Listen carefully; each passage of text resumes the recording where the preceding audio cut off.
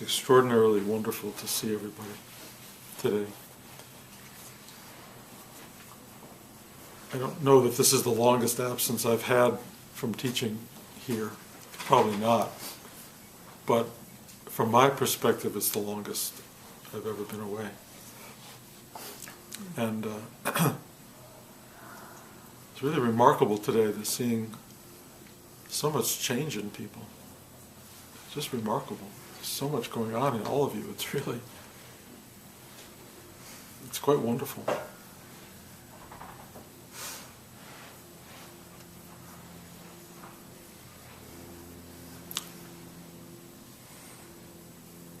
It's so funny, people think growing is about accomplishment, and it's not.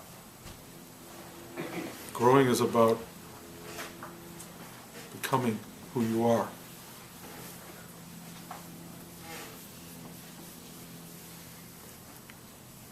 And probably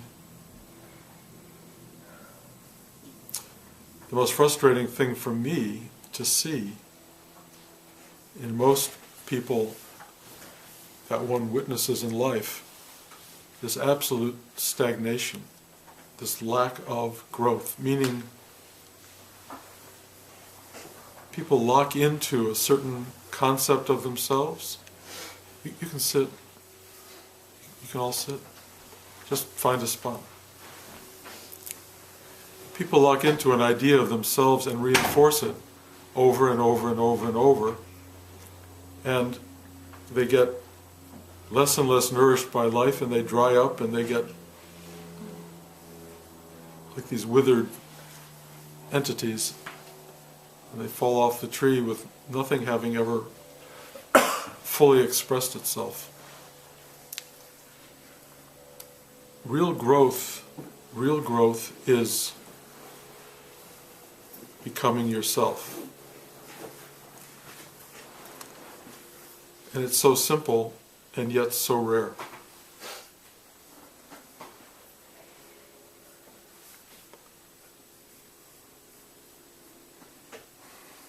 And it's rare for a lot of reasons. One of them is that culturally we're not pushed so much in that direction. We're sort of provided with an idea of who we are and who we should be, and then we just follow it out. And that idea is implanted by our parents and our siblings and our teachers and our peer group, and they reinforce it forever, and we become these beings that we don't choose to be. We simply are imposed with a concept. Oh, you're good at this, or you're not good at that, or you're beautiful, or you're not beautiful, or you should be that. All of these forces at work in our lives that ultimately work against the truth. Because we're none of the things that people tell us we are. None of us. It's all false information. It's all temporal information. It's there for the moment.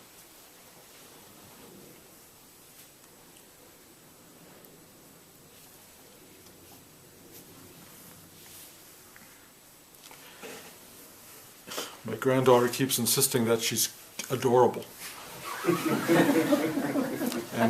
And you know where she gets that from.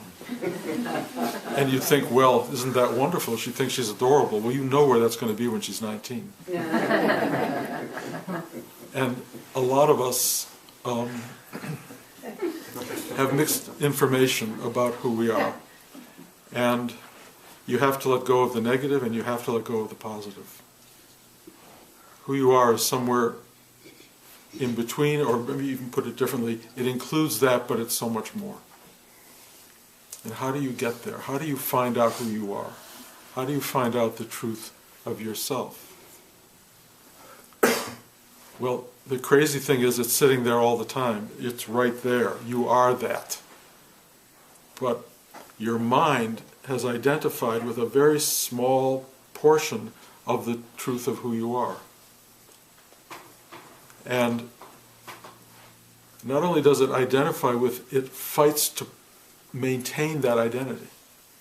because identity becomes this sense of safety. I am this. And you are this, but you are also all of this. I watch people fighting these battles, fighting this misery that they carry around in them, or fighting this sense of they didn't get what they were supposed to have, or or they were cheated, or life should have done this but didn't do that. I mean, it goes on, and the crystallization around these concepts becomes so dominant that you try to talk to them about liberation and freedom and openness and surrender and forgiveness. They don't have a language for that. They don't know what you're talking about. It's not in the vocabulary at all. And there's nothing you can say for most people until they suddenly get this inkling that they need to change. Things aren't right as they are. And that's such a gift when that happens, although it's always perceived as a punishment. Being less than is seen as a failure, when in fact it's the beginning of being aware of what you are more than.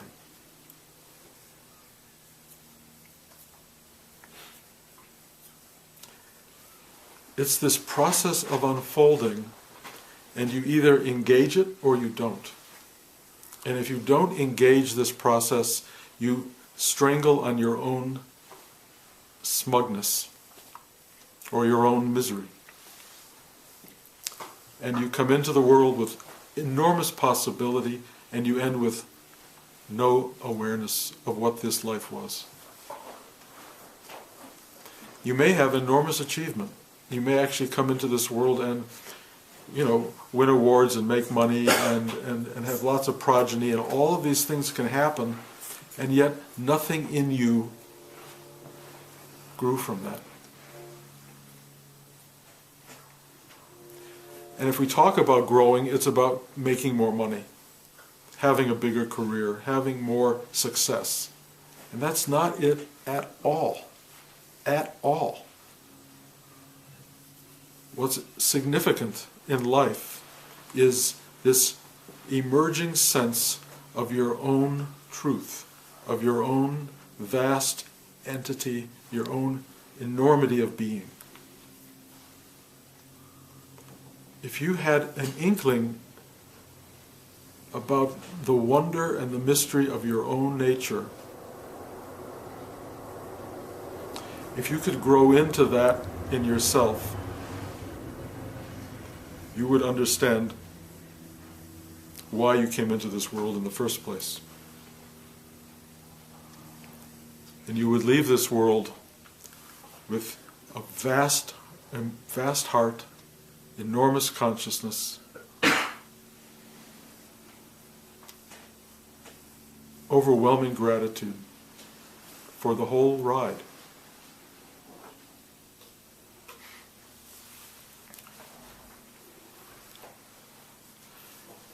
Spiritual work does not confer any advantage for you. You will not make a more successful, more recognizable life because you've had a spiritual life. If you're looking for fame, fortune, acknowledgement, whatever it is that the world seems to confer, if you're looking for that and you think this spiritual life is an avenue to that, you're going to be very unhappy. It won't work. It offers no advantage other than you get to see who you are. You get to see who you are in success. You get to see who you are in failure. You get to see who you are in love. You get to see who you are in the absence of love. You get to witness the truth of being. And of course, as this truly deeply unfolds, you become aware of the fact that you are not this person in life. You are life itself, more than you can even understand. My granddaughter asks me continually, why did Grandma die? What happens when you die? Who is the first person? All these wonderful questions. And I tell her, I don't know. It's a mystery. And it's really wonderful when I see in her eyes that she's grateful that I don't know either. Because she's now not operating under the illusion that as you grow up you will figure it out. That you will come to some place where you go, oh, I get it, I understand it. Because you don't. You really don't. And if you do, you will be locked into a box that will suffocate you. Because you cannot understand this. It is the core of wonder. It is the core of not knowing. Not that you walk around in ignorance, you walk around in the enormous wisdom of no knowledge. Because everything you think about it is wrong. Let me put it this way. It's right within a certain confine, but it's wrong in the larger picture.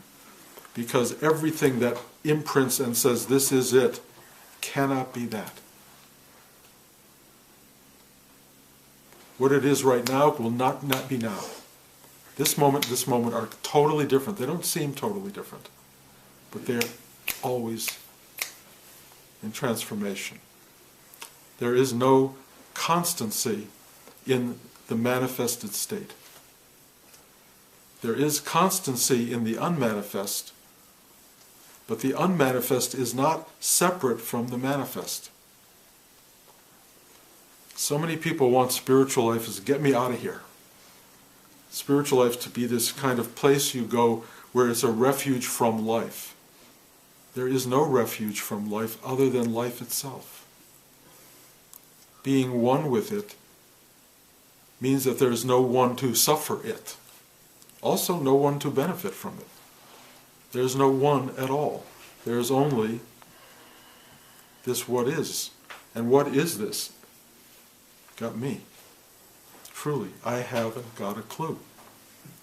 And the more I experience it, and the more I walk and wander through it, the more I go, oh, what is going on? And the answers come, but I don't even hold them anymore because they don't linger. They don't have permanence. The answer for this moment is not the answer for that moment. The answer is essentially, this is it. You're it. What does that mean? I don't know. How did this happen? I don't know. You can come up with great explanations, great interpretations. You can create God. You can create, this is the greatest video game ever created. We're in it. This is a simulation. This is real. This is not real. It's all true. It's all true. What does that mean? But when you let go of your mind's need to grasp any of it, when you truly surrender, what you find is this. You find this. You walk into this. You wake up to this. You enjoy and suffer this. And something in you starts to go, wow, wow. Not because it gets it, but because you don't get it. It's better not to get it. It's better to go all day long. And that's kind of how my life has sort of grown. And if you're here because you want to get somewhere, don't come here. Because you're not going to get anywhere but here. You'll end up in this room, and you'll have somebody telling you he doesn't have a clue. And yet, in some bizarre way, it's satisfying. Because we don't have to get anything. We don't have to do anything. We just have to be. Now, don't take that as a way of releasing yourself from the obligation to live your life. And to live it well. Because That's what we do. How do you live your life? I mean, the great teaching for how to live your life is Rudy. Really, if you want to understand how to live your life, how to be involved in these dynamic forces of existence, Rudy is a remarkable teacher. Remarkable. Take it on, fight your tension, battle your own demons, do the things that you do to, in a sense, really have a life. But he also says, let go, surrender. It's really have and let go simultaneously. That's the problem of non-duality. Non-duality always conflicts with itself. Have and don't have. Possess and be liberated. It doesn't make sense. The brain, which is so dualistic, cannot put this stuff together. But you separate from that, you surrender deeply, and there you are, one with all there is, at home with what is. Now, I'll get personal for a minute, because the last 2 months of my life have been the most difficult, painful months I have maybe ever gone through. I mean, life is long, and you can figure that's true about many periods, but this was really hard. Moving to Seattle, the rainiest place in the world, I thought I had freed myself from a lot of stuff, but Seattle was the proof of the lie of that. The first thing I found in Seattle, well, I'll tell you what happened. I arrived there and my watch stopped. My watch never stops. It just stopped. There was no time. I looked, I couldn't get the time on my watch. My GPS failed. I couldn't get the GPS to work in the car, which is where you want your GPS to work. I didn't need to know where I was in terms of landmass. I didn't know where I was ever driving around, so I was continually lost, and I have no memory anymore, so I could never find my way to where I was going or my way home. So I was completely adrift. I mean, absolutely adrift. And I went, where am I? And why is it raining all the time? And I literally, I just could not figure out how I ended up in this place. And I would sit there going, I kept feeling like, if you remember the movie 2001: A Space Odyssey, Keir Dullea at the end finds himself on Jupiter, and in a house that's just, and he's just getting older in this very strange space. They seem to feed him, but that's where I felt. I said, how did I end up on Jupiter? This place had no time, literally no space, no locus, nothing. It just was. And I was so lost in that place and miserable. And then I discovered I was really grieving the loss of New York. The New York house was, for me, the most beautiful place I have lived, maybe that I ever was. And I literally gave it up for a lot of reasons, many of them good reasons. Financial, the need when my daughter-in-law told me she was having another child to be of help to her in the raising of this child and the taking care of my granddaughter while they had to deal with all of this transformation in their lives. There were a lot of good reasons for letting go of New York. But New York, as I've discussed before, represented so many things. I have wonderful people there, wonderful people that I love. The students there are spectacular. The joy of the beauty of the place was amazing. And I gave it away. I let it go. And then I said, I want New York. And then you have to deal with grief, which is loss of something you love. And I had to deal with it over and over. And it kept coming at me. I kept going, oh, what did I do? This regret. And then I had to think, you're supposed to be this awakened person who's had all this spiritual development. Why are you going through this crap? Why are you experiencing such low-level shit, basically? And I didn't have an answer for it. I just felt kind of like a failure. I wasn't teaching. I didn't have a group of people where I could... Teaching is wonderful for me because it allows for energy flow and perspective, powerful perspective. And I wasn't getting that there. I was getting just lost. And so I didn't know how to get out of this. I didn't know what to do with it exactly. And then Rudy Samadhi happened 2 weeks ago. And Blanche and I sat down and we put on the Rudy DVD, which I love and watch once a year. And the minute I put it on, I just went, huh, it's so interesting. The minute I heard Rudy's voice, the room filled with presence. Rudy's presence. Rudy's been dead 40-some years. That room was alive with Rudy. Just alive with that energy. And I went, that's miraculous. That all of these decades later, it's still there. It's still vibrant. And then he started talking, the Rudy talk.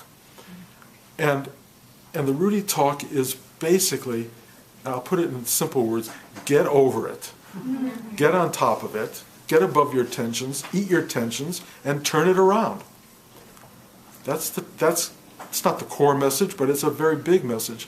And it hit me so strongly, nobody's getting me out of this confusion I'm in. Nobody's here to turn this around except me. Who else do I have to go to? So I just said, okay, I'm on. And I just went like that. And I just turned it around. I don't want to take credit for it. But my life got the message. You figured this out. You're in this place. My GPS is working. My watch is working most of the time. I can find my way all around. It's called Redmond, Kirkland, Bellevue, the area that we live closest to in Seattle. I know where I am now. I've gotten it together because my teacher, Rudy, came from 40 years ago into this present moment and just said, get your act together. Stop. You've had grieving for 2 months, you've been through transformation, you've done all of this stuff, it's over. And I went, oh, okay. And it was over. It was over just like that. And I'm sliding off the seat here. So,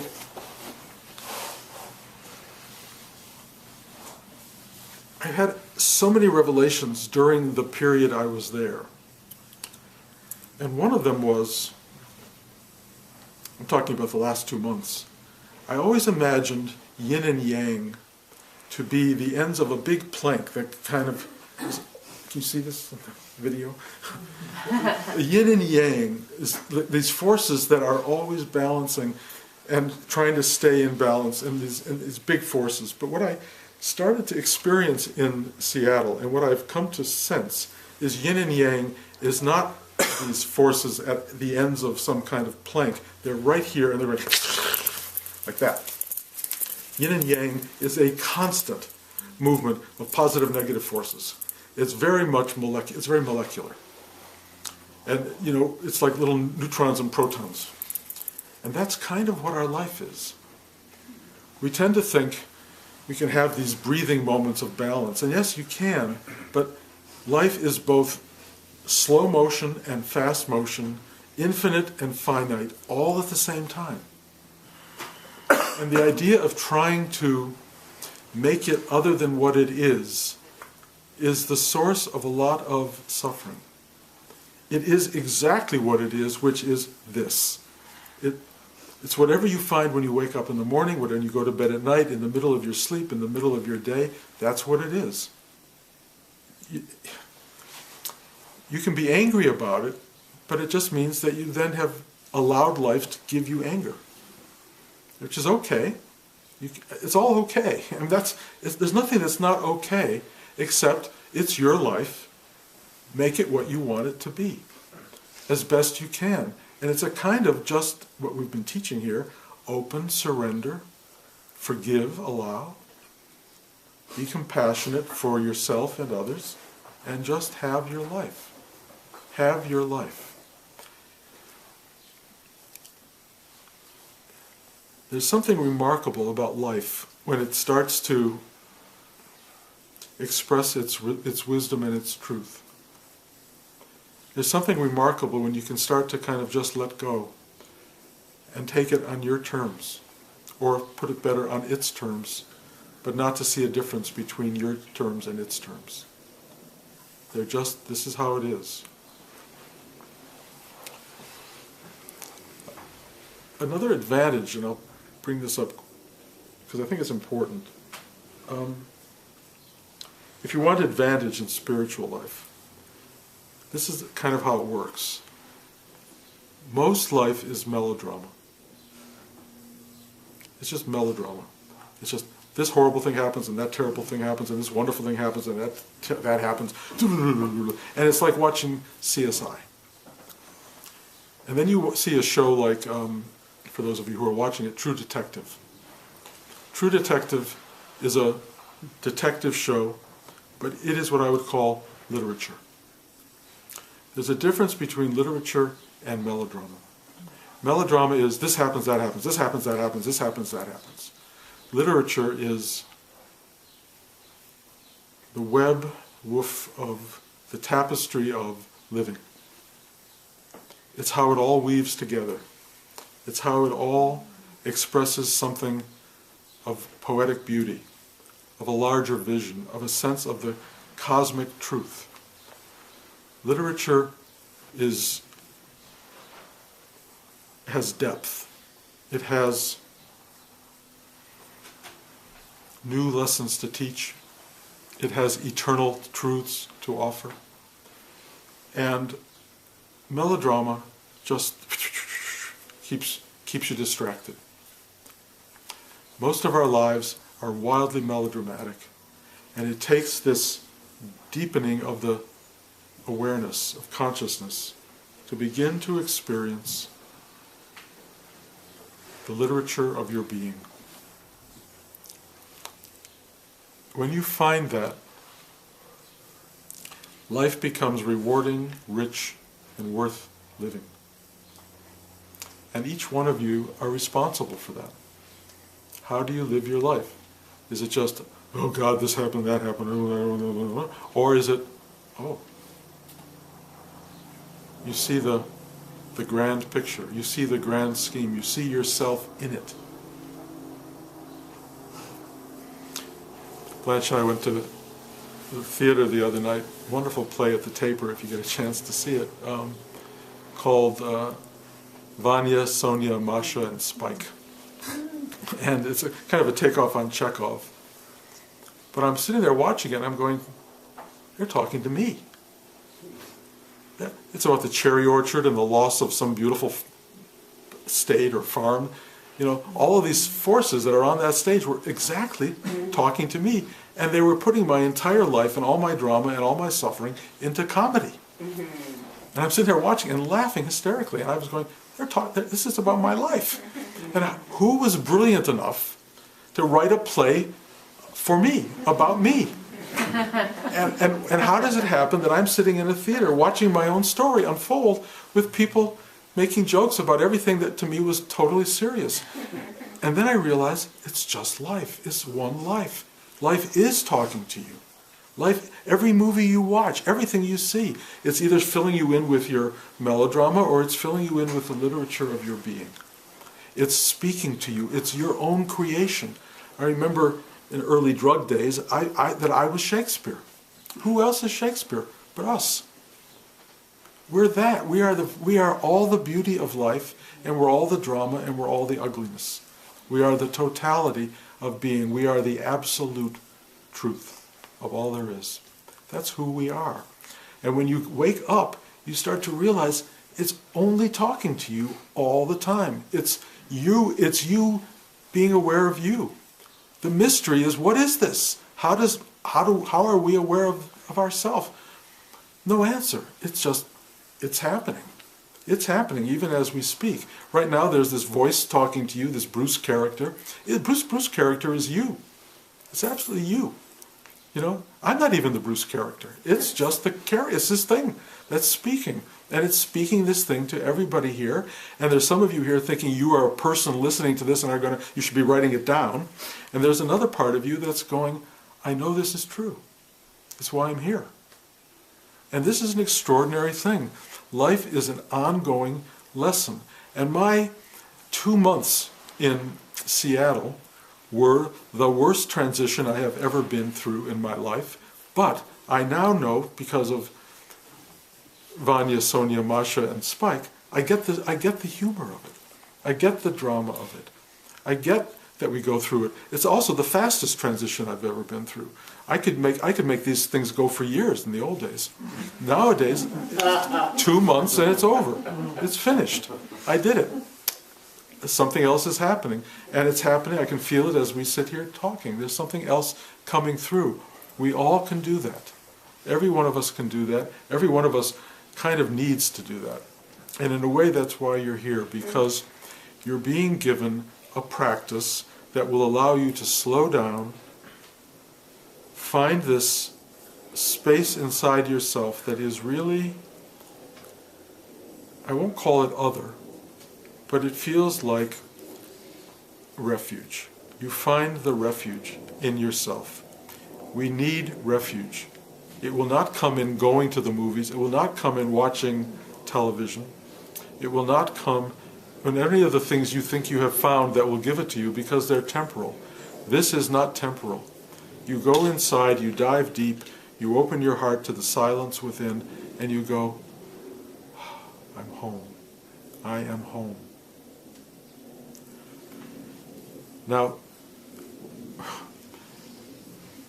when I was in Seattle, and for the last several years of my life, I had come to this different practice in myself, and the practice was accept what is. Accept what is as it is. Accepting what is meant to me, don't try to meditate your way out of it. Don't try to go to this place that changes it. Just be one with what is. But the what is in Seattle was such a depth of suffering and struggle that I couldn't bear it. And then Rudy came to me from 40 years ago and said, schmuck, basically, fix it. And I suddenly understood that what is means change yourself. That's part of what is. It's not just accept what is, it's accept the injunction to change what is. It's all part of the same thing. We're here to do what we have to do. And it was such a great lesson. It's such an important moment for me. And the lesson is, what is do something, don't do something. Change your life, don't change your life. Be responsive to the moment and see what it instructs you to do and be it. And that's what we're here for. And your spiritual life will guide you, direct you, it will perform for you, it will deliver what you need, and ultimately what it does, honestly, it takes everything away and gives you the ultimate truth of who you are, which is far greater than anything you thought you might have been. That's the journey. That's really the journey. Give it up. Let it go. Let them take it away. Let them chop it up. Let them carve it out of you. Let them rip it apart. It's not fun, necessarily, but boy, in the end, it frees you. It just frees you from having to be anything and to allow you to be everything. That's the ride. Any questions?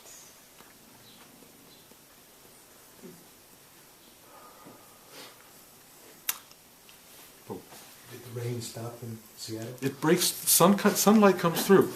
It really does. And I will tell you, if you want to appreciate sunlight, live in Seattle.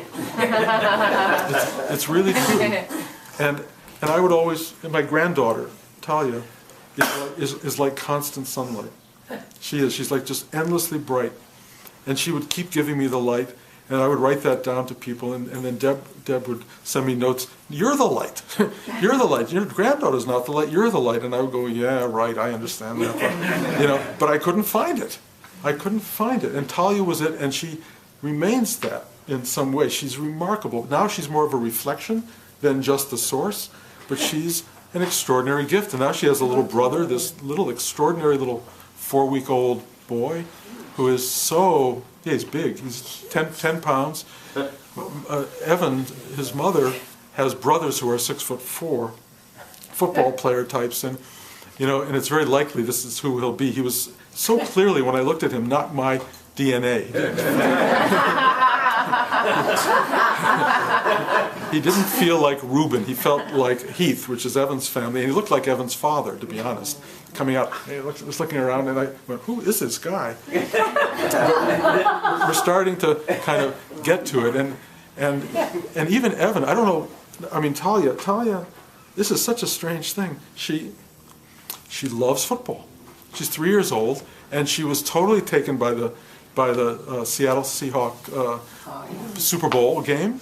She only wants to be Russell Wilson, the quarterback for the Seahawks. I got her a number 3 jersey, so she's jersey 3 and I'm jersey 4.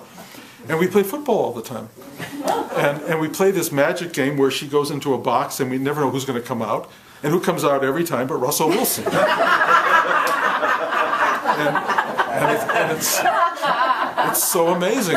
I never played football with my boys, but Talia and I are tossing, it's a pillow, but we toss it and she runs for the goal line and she gets a touchdown every time and in the end zone. And she does a dance, she does this victory dance, and we have the most fun ever. So it's fascinating where light comes from in your life. It's always there somewhere. And there's a lot of joy, and Seattle is going to be getting to turn into spring, and the summers there are, I'm told, beyond belief beautiful. I don't know how long we'll be there or at all, but we'll see. I am planning now, because of this change, to start teaching there. And it's something I haven't done now in 2 months other than today. So I'm going to say to all of you, if it means anything, if you know anybody in Seattle who wants to or would be interested in sitting in a spiritual room course, let them know. Tell them. I'll send out an email about this as well, and you can tell people. I mean, I may end up with one student, but I'm happy with one student. I honestly believe there's this dictum that if 2 people gather in Christ's name, Christ is there, and it's really true spiritually. If just 2 people gather, even the energy is there, the truth, it's there. You actually, if you're really good at it, don't have to gather with anybody. You can just be yourself, and it's there. But, all of us have to find that. And I'm happy to have one other person, 2 people, whatever it is, sitting in a room, and we'll see where it goes. I have a very big office there. I was telling this to Jim yesterday. I have this big office and all these couches and things, and I had a friend, John Mann, who's one of Rudy's first teachers, came to visit me in New York, and he said he walked through my whole house, but he said, all the energy's in your office. He says, not in your meditation, it was in your office. So I've combined them. So the office and the meditation room are the same space, and they're a very big space, and we'll see what happens. It should be an interesting energy. So anyway, if you know anybody, let me know. One more time, questions? If not, okay, well, thank you guys for coming. Thanks for so many of you being here. I really appreciate it. And I will try to get back more often. I definitely will be back at the end of June because Ghost is going to be playing at the Pantages, and that's something I want to see one more time. The show closed in England last night after a year run, which was wonderful, touring around the country. It's very interesting. If you want lessons in life, Ghost in England had the most rapturous reviews I have ever seen, ever. And the reviews in America are the worst I have ever seen. It's the same play, completely the same play. The only difference is the New York Times hated it, and every critic in America wants to audition for the New York Times. And the London papers loved it, and so all the people and all the critics there want to emulate that. But it's really interesting to open every Tuesday or Wednesday the emails I get from both places and see the most wonderful show ever, the worst piece of crap ever. And they really balance, I mean, they kind of balance out. The bad ones hurt still, and I try not to read them. I look at the headline and I go, okay. But I will tell you, yin and yang. Yin and yang. Tuesday, Wednesday, all those forces working. The show closed yesterday. You guys opened me up today. Thank you. And lots of love.